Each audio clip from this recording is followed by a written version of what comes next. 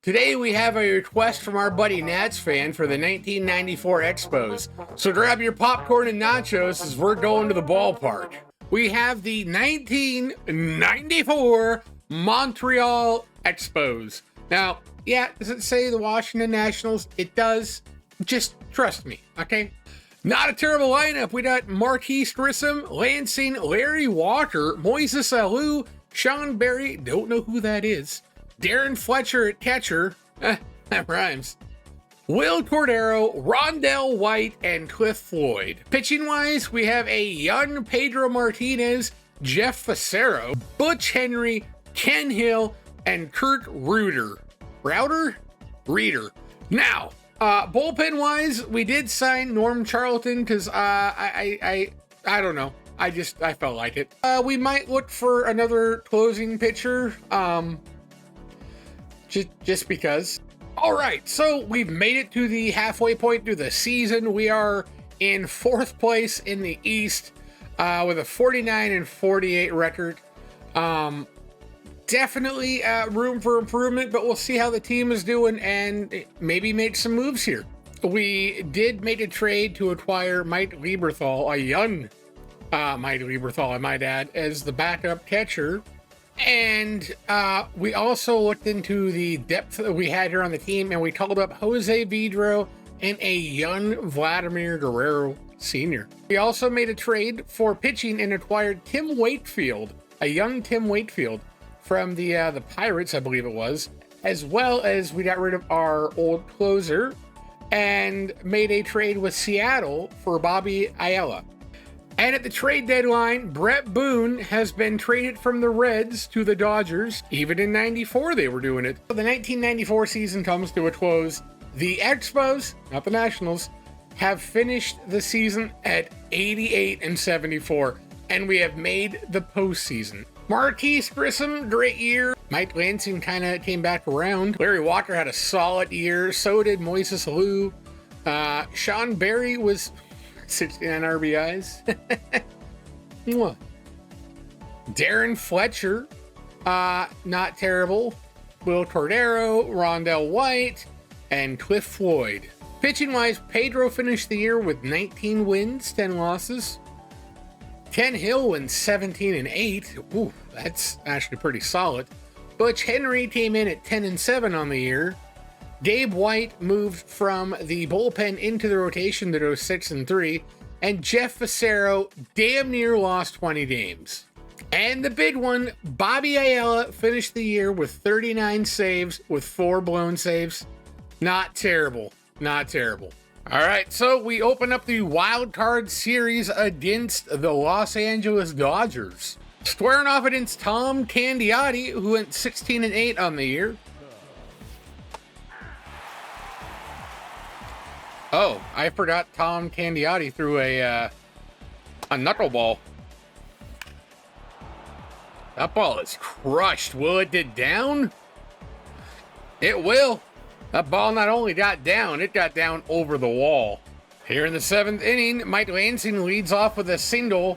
The Expos are up 6-1 currently here at Dodger Stadium. Larry Walker 0 for 3 on the day. Let's see if we can change that.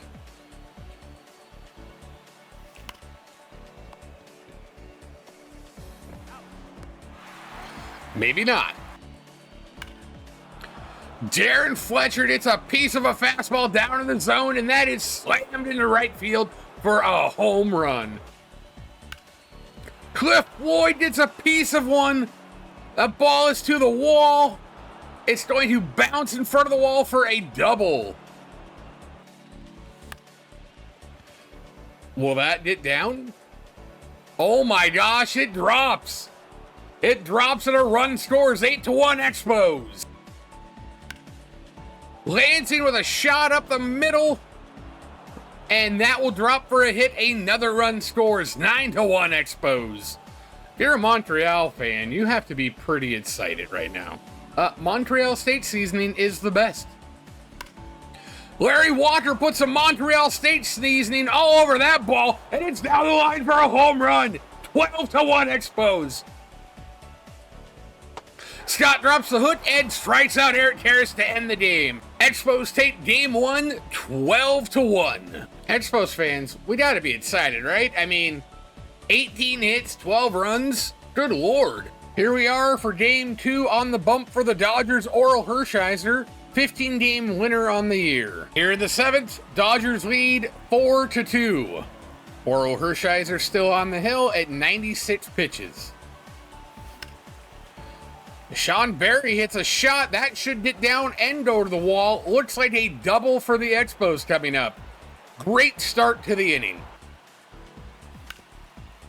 And Rondell White will ground out to third to end the inning. Cliff Floyd looking for his first hit of the game. And that will not be it. Mike Lansing hits a shot in the left center. And he makes a dive and he misses it. Lansing is going to go to second on the misjudged play. Boy, that took me a minute to get that sentence out. Good God. Full count. Let's see if Larry can get a run here. Larry Walker spanks that ball like it just said profanity at church for a 2-run home run. A tie game here in the 8th. Moises Alou pops out to end the 8th inning, but not before Larry Walker hits a 2-run shot to get the Expos tied with the Dodgers. Tim Wallach steps in 1 for 2 on the day. We love the He-Man haircut he's rocking.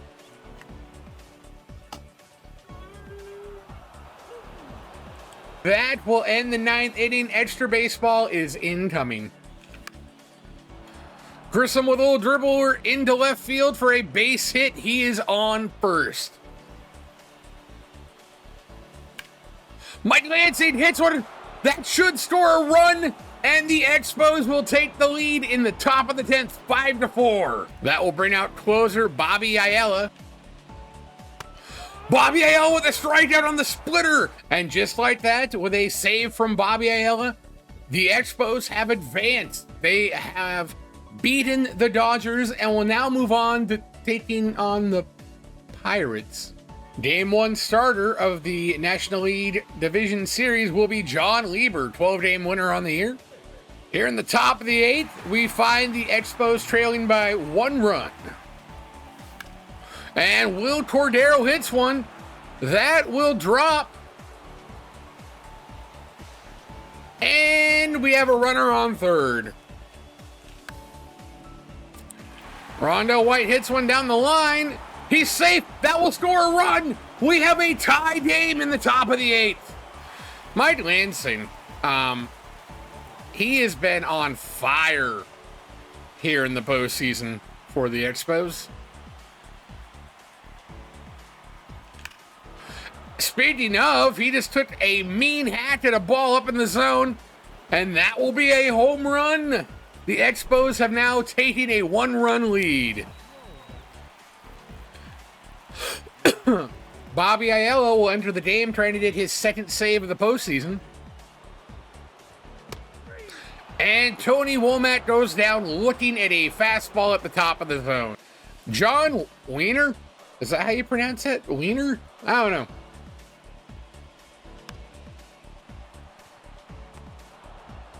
And that's the third out. Game 2 starter for the Pirates will be Denny Nadel. The Expos lead 4-1 as Cliff Floyd hits a bloop shot in the center for a base hit. Bobby Ayala enters the game here in the 9th inning, looking for his 3rd save of the postseason. Pointing at someone in the front row saying, "Hey, shut up and eat your nachos."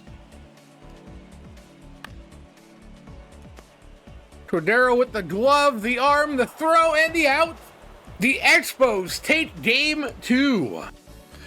I know that the stadium is in DC, but for the sake of this video, welcome to Montreal. Game 3 starter for the Expos will be Jeff Fassero, who damn near lost 20 games.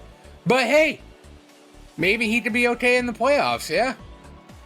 And pitching today for the Pirates will be Zane Smith, who won 10 games this season. So Jeff Fassero might have lost 18 games in the regular season, but is currently starting the top of the 8th, giving up 1 run so far.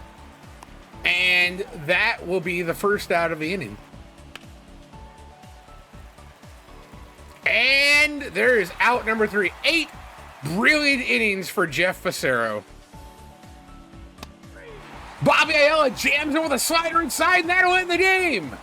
The Expos will be moving on. The Expos have been flawless in the playoffs, and now they look to take out Atlanta to advance to the World Series. Game 1 will see us face off with Pedro Martinez versus Greg Maddux. Should be an epic battle. All right, we find ourselves in the top of the 8th, down 3-0. Greg Maddux is putting on a pitching masterpiece, which seems right, you know?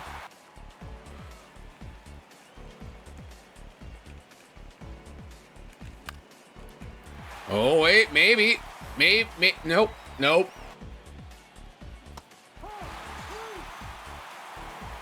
I hate it here.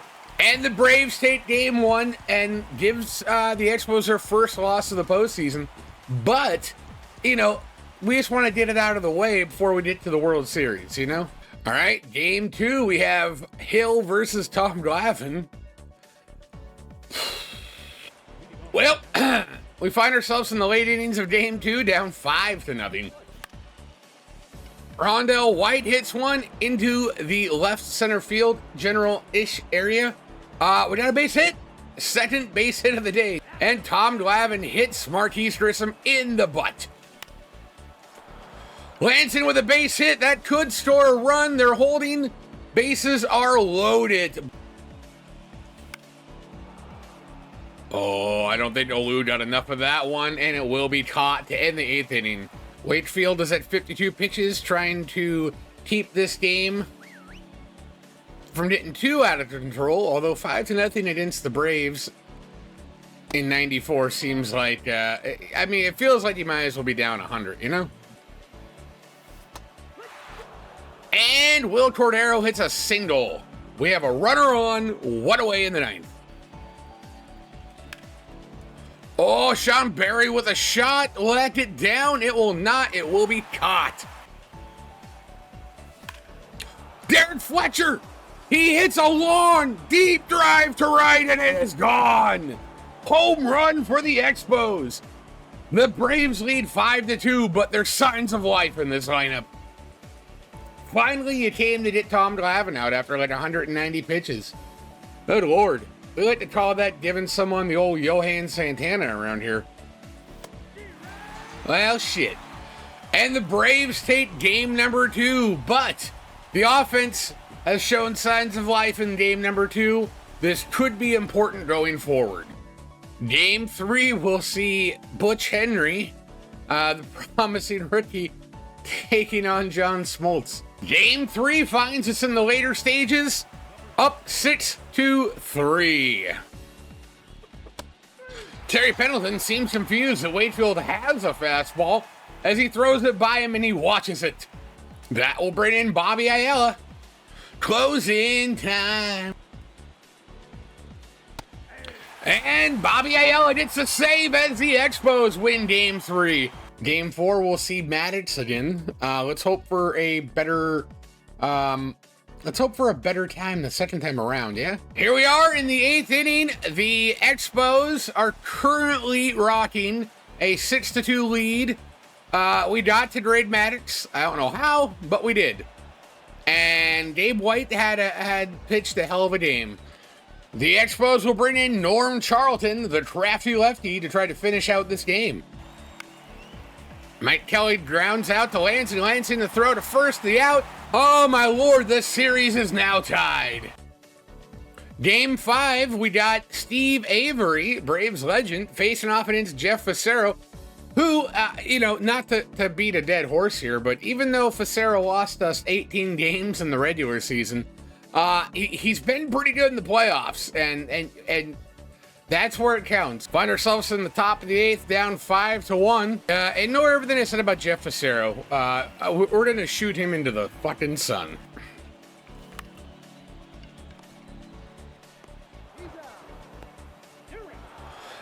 And Grissom hits into a double play to end the game. Atlanta takes game 5, now leads the series 3-2 against the Expos. All right, game 6, we have Pedro taking on John Smoltz. We did pretty well against John Smoltz the last time we faced him here in this series. All right, we're in the top of the 8th inning. The Braves are leading 3-2.